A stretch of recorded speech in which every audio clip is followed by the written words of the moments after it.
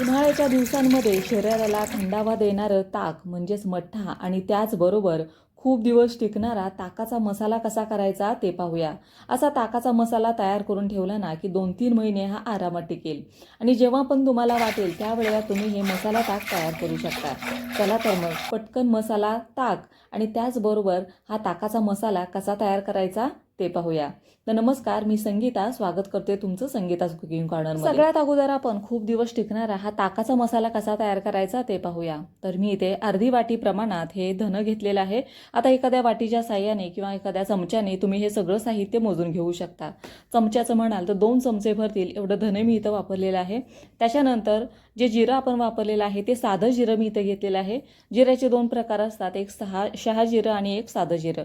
तर रोजच्या जेवणामध्ये जे आपण जिरं वापरतो ना तेच मी इथं जवळजवळ 2 चमचे आणि वाटीचं म्हणाल तर अर्धी वाटी एवढं जिरं घेतलेलं आहे. त्याच्यानंतर 1 चमचाभर इथं मी ओवा घेतलेला आहे. आता ओव्याचं प्रमाण तुम्ही थोडंसं इथं कमी घेतलं ना तरी पण चालेल, कारण ओवा गरम असतो आणि गरमीच्या दिवसांमध्ये कमी खाल्लेलाच बरा.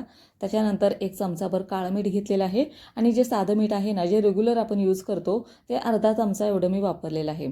त्याच्यानंतर सुंठ घेतलेली आहे थोडीशी. तुम्ही इथं सुंठाऐवजी सुकवलेलं अद्रक जरी वापरलं ना तरी पण चालेल.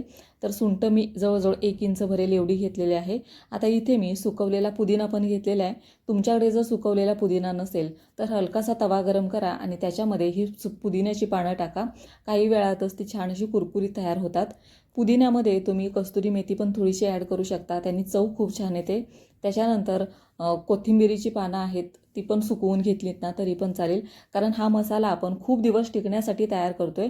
त्याच्यामुळे सगळं साहित्य आहे ना ते सुकवलेलं घ्यायचंय, म्हणजे हा मसाला आहे ना तो खूप दिवस चांगला टिकेल आणि त्याला आळी वगैरे लागणार नाही. आता घेतलेलं साहित्य मी वाटीच्या साह्याने तुम्हाला घेऊन दाखवलेलं आहे, पण असं चमच्याने पण तुम्ही हे सगळं साहित्य मोजून घेऊ शकता.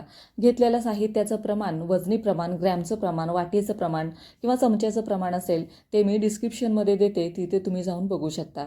आता सगळं साहित्य आपलं घेऊन झालेलं आहे. हलकंसं हे साहित्य आहे ना हलकंसं आपण गरम करून घेऊया. त्याने काय होतं, मसाला पण खूप दिवस टिकेल आणि त्याला चवही खूप छान येईल. तर हलकंसं आपल्याला हे गरम करून घ्यायचं आहे, जास्त पण लालसर किंवा धूर येईपर्यंत अजिबात हे गरम करून घ्यायचं नाही. तर मी इथे मगाशी तुम्हाला मिरं टाकायला सांगायला विसरले, तर थोडंसं मिरं म्हणजे अर्धा चमचाभर मिरं घेतलेलं आहे. नगाचं म्हणाल तर जवळजवळ 10 ते 15 मिरं आपल्याला इथं वापरायचं आहे. हलकंसं आपण हे गरम करून घेऊया. असं गरम केलं की मिक्सरमध्ये ह्याची पावडर पण छान होते. तर इथे आपण जे पण मसाले वापरलेले आहेत ना ते शरीराला थंडावा देणारं आणि पचनक्रिया सुधारणारे सगळे मसाले आपण इथं वापरलेले आहेत. त्याच्यामुळे काय होतं, उष्णतेमुळे जे पण शरीरामध्ये त्रास चालू होतात, म्हणजे मळमळ असू द्या, आंबट ढेकर असू द्या, पित्ताचा त्रास असू द्या, जळजळ असू द्या, तर ह्या अशा मसाल्याने ना मग ते बऱ्यापैकी कंट्रोलमध्ये राहतं.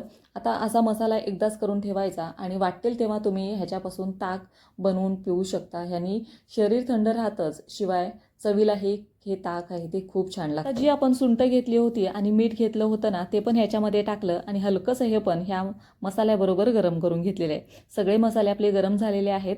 आता थंड झाल्यानंतर एका मिक्सरच्या भांड्यामध्ये घालून हे व्यवस्थित आपल्याला बारीक करून घ्यायचं आहे.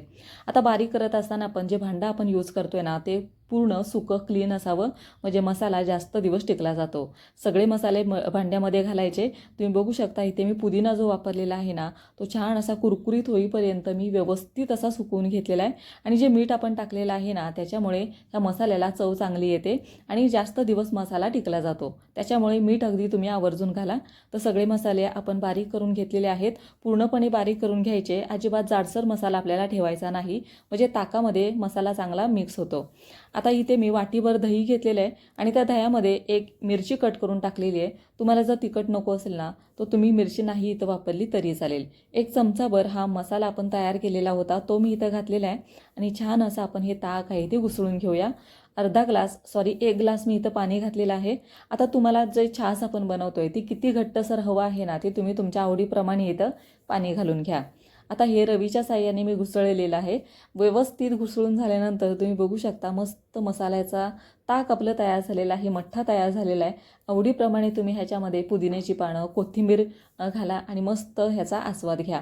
या पद्धतीनं हा मसाला तुम्ही तयार करू शकता आणि अशा पद्धतीनं हे तुम्ही छास तयार करू शकता, मसाला छास तुम्ही तयार करू शकता. जो आपण मसाला इथं वापरलेला आहे ना, त्याचं प्रमाण अगदी योग्य तुम्हाला मी दाखवलेलं आहे, सांगितलेलं आहे. त्याच्यामुळे अशा पद्धतीनं हा खूप दिवस टिकणारा मसाला तुम्ही नक्की करून पहा आणि याच्यापासून मस्त मसाले ताक करून तुम्ही याचा आस्वाद घ्या.